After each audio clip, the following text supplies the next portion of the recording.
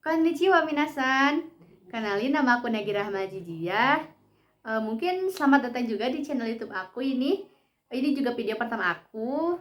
Kebetulan juga ada tugas dari dosen aku untuk buat video untuk menjawab beberapa pertanyaan yang diberikan. Jadi mungkin enjoy watching aja ya. Kita mungkin langsung aja ke pertanyaan yang pertama. Sebelumnya ini nggak bermaksud untuk ke pihak manapun ya. Ini cuma pendapat aku dan pemikiran aku. Aku emang agak sedikit kurang dalam menyampaikan isi pikiran, jadi mohon maaf untuk koreksiannya dan juga mohon bimbingannya untuk kalian semua. Langsung saja ya. Yang pertama, generasi Z, generasi Anda saat ini banyak dipandang sebagai generasi yang kurang memiliki daya juang, mudah mengeluh, dan malas berproses. Oke. Berikan pandangan Anda berupa statement yang mendukung pemikiran tersebut. Mungkin beberapa dari kita ya, karena kita seperti ini juga mungkin karena udah zaman kita yang serba instan. Jadi ya kita dibiasakan dengan kehidupan yang serba cepat gitu gini. Jadi mau apa-apa, mau makan tinggal klik-klik kirim sampai. Jadi kita nggak perlu berjuang dulu untuk mendapatkan sesuatu itu, soalnya udah ada gitu. Jadi prosesnya juga kan instan karena sudah tadi tinggal teknologi yang ada ini. Jadi gimana ya, jadi udah serba ada lah gitu. Jadi mungkin ya sedikit setuju dengan ini, soalnya sedikit merasa gitu ya. Kemudian berikan pandangan Anda berupa statement yang kontra terhadap pemikiran tersebut. Kontra, mungkin beberapa dari kita juga kan melihat gitu kan di channel YouTube sekarang banyak anak muda yang finansialnya itu udah kuat gitu, udah tinggi lah, atau udah cukup untuk menghidupi dirinya, bahkan orang tua mereka gitu kan.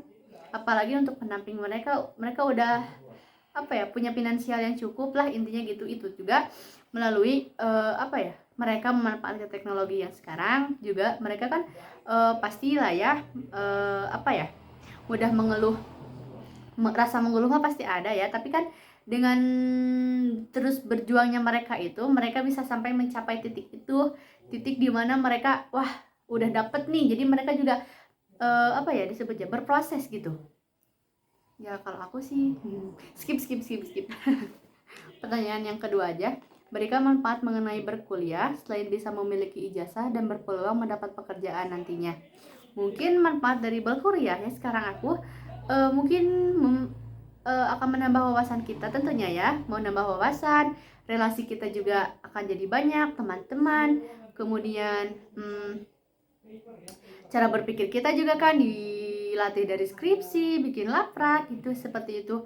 Jadi mungkin kita akan sedikit banyak juga kayak UKM atau wadah-wadah yang bisa membuat kita untuk mengembangkan diri gitu. Jadi kita juga bisa dilatih di tempat-tempat di perkuliahan yang menyediakan itu. Jadi kita bisa mengembangkan diri juga lah di sana. Mungkin seperti itu. Kemudian menurut Anda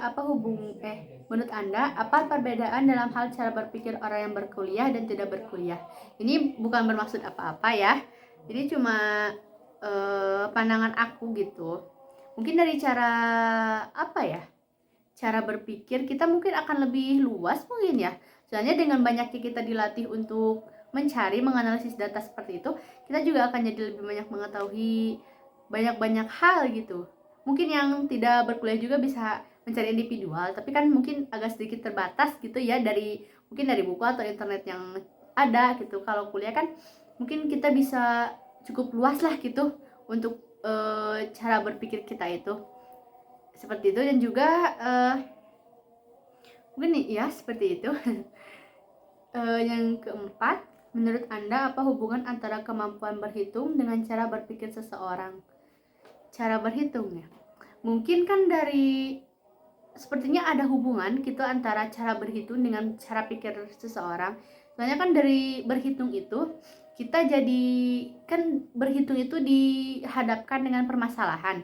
Jadi mungkin dengan kita seringnya menghitung, dengan seringnya kita dilatih, jadi kita juga dalam menghadapi masalah mungkin di suatu saat gitu, kita juga jadi tahu nih kita harus udah terbiasa nih dalam mencari jalan keluar dari suatu masalah gitu kan. Dari perhitungan juga mencari hasil gitu. Jadi dari misalkan masalah yang kita hadapi juga dicari hasilnya, dicari jalan keluarnya itu seperti apa. Jadi udah kayak udah terbiasa gitu, jadi ada sangkut pautnya. Mungkin itu menurut aku ya. Mohon maaf lagi sekali lagi kalau misalkan ada nggak enak di hati atau apa. Ini cuma gimana ya, pemikiran aku gitu. Mohon untuk untuk dimaafkan bila ada yang tidak enak di hati.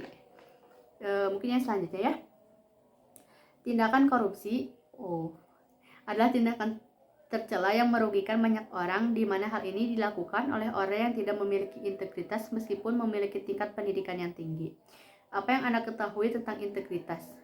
Integritas yang saya tahu itu, salah satu contoh integritas itu berpikir positif gitu. Jadi mungkin integritas yang menurut saya gitu, integritas itu konsisten antara pikiran dan ucapan gitu. Jadi mungkin orang yang memiliki integritas itu akan berpikir dahulu sebelum bertindak. Jadi perilaku dan tindakannya itu akan sesuai dengan ucapannya gitu. Kalau yang aku tahu ya tentang integritas itu apa.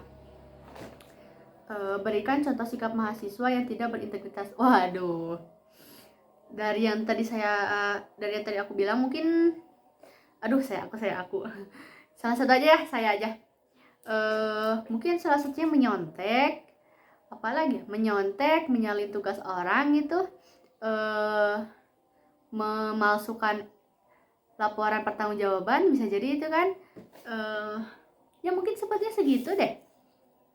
Tapi alhamdulillah saya ya nggak jadi. Ya mungkin itu beberapa contoh yang bisa saya sampaikan. Lanjut ya, apakah saya bisa dikatakan sebagai siswa yang berintegritas?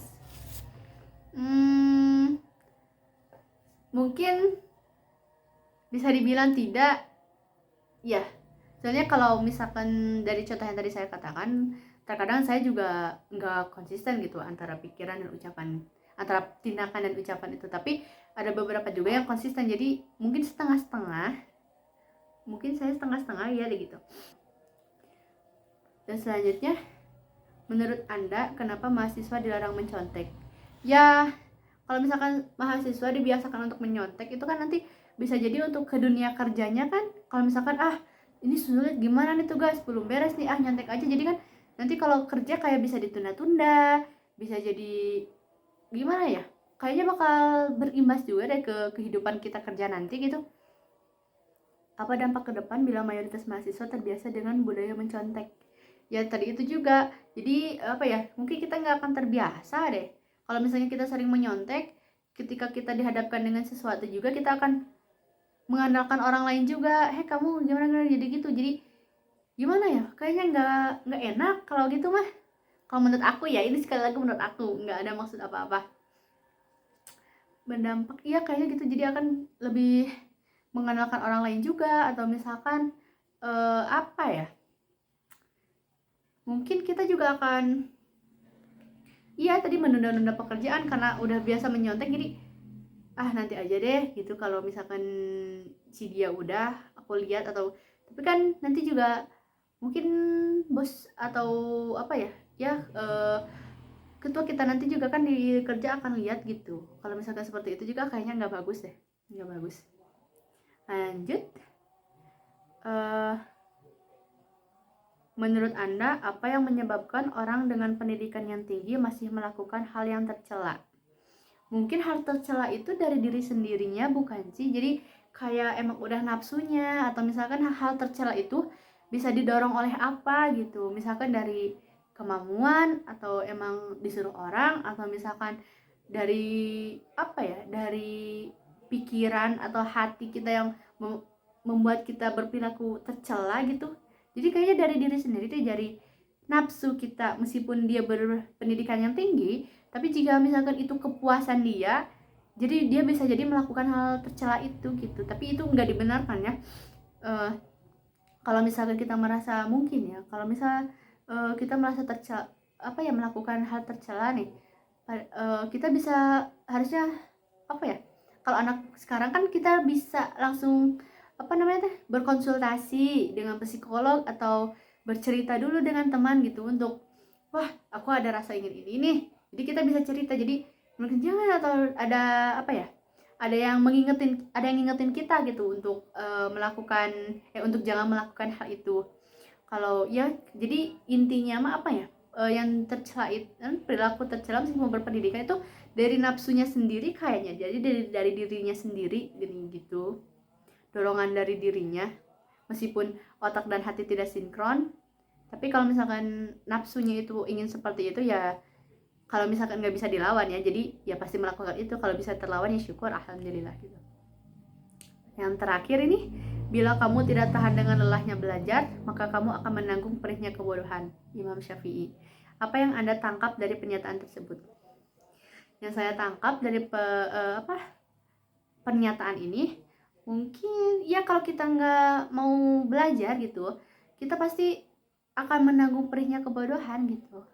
Jadi kalau misalkan ini aku ya sekarang kan mahasiswa, kalau misalkan aku nggak belajar nih buat nilai aku, buat ya IPK aku gitu, ya pasti aku juga akan dapat nilai yang jelek gitu kan. Jadi wah, itu sedih banget sih kalau misalkan seperti itu ya teman-teman. Tolong jangan ya, kita harus, zaman-zaman kita sekarang kita harus rajin semangat belajar. Mau bagaimanapun hasilnya nanti, yang penting kita berproses dulu kan, tadi kita harus berproses dulu pokoknya mah. Soalnya iya, kalau tidak belajar kita pasti nggak, banyak hal yang nggak kita ketahui lah, menyesal. Soalnya aku juga dulu pernah waktu SMA gitu, di ujian apa aku lupa, mapel apa ya, nggak apa namanya, nggak belajar gitu, nggak belajar yang full gitu, jadi dapat nilainya tuh kecil ya. Di situ aku sedih kan, sedih pasti, sedih parah. Jadi kan untuk kedepannya juga itu teh bisa mengganggu juga kan, kebodohan gitu, bukan maksudnya apa ya, ketidakmampuan kita itu. Jadi kita harus belajar. Aku juga sih sekarang masih belajar gitu, jadi mohon ya saling bimbing aja. Soalnya mau belajar itu nggak ada kata terlambat ya guys. Jadi kapanpun kita bisa belajar. Mau sekarang juga nih, aku juga masih belajar ini. Dari bekerja juga kita bisa belajar. Bekerja itu kan sama seperti belajar. Kalau di kuliah kan belajar sama dengan belajar. Kalau bekerja itu kan bekerja sama dengan belajar juga bisa kan, seperti itu. Jadi ya mungkin seperti itu. Sekali lagi mohon maaf kalau ada kata-kata yang salah ya guys. Aduh, ini soalnya apa ya, video pertama juga spontan, nggak ada itu. Jadi mohon maaf atas banyaknya kalau ketidakenakan. Ini nggak disengaja, cuma apa yang keluar dari pikiran saya. Jadi mohon maaf sekali lagi. Mungkin sekian ya video ini, video yang ada ini. Mohon maaf sekali lagi bila ada banyak kesalahan, pasti banyak banget, tolong mohon bimbingannya ya. Sekian dari saya mungkin lagi. Sampai jumpa, kalau ada video lain mungkin sampai jumpa di video lain. Kalau nggak ada mungkin ini video yang terakhir dan pertama dan terakhir ya guys. Jadi sekian dari saya. Wassalamualaikum warahmatullahi wabarakatuh. Dadah guys.